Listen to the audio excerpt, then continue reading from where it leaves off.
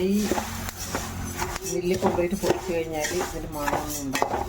നമ്മൾ വീട്ടിൽ തന്നെ കഴുകി ഉണക്കി തന്നെ പൊടിച്ച് കഴിഞ്ഞാൽ നല്ലൊരു മണത്തോടെ കിട്ടും.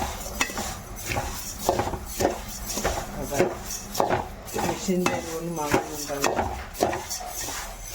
കളറും ഉണ്ടാവില്ല. ഇതിപ്പോൾ നമുക്ക് പൊടിച്ച് കഴിഞ്ഞാൽ നല്ലൊരു മണം ഉണ്ടാകും. ഇങ്ങനെ ഒരു പൊട്ടിത്തെറിക്കുന്ന ഇത് വരും, മലരെല്ലാം പൊട്ടുന്ന പോലെ. അപ്പം അധികം മൂത്താൽ കരിഞ്ഞു പോകും.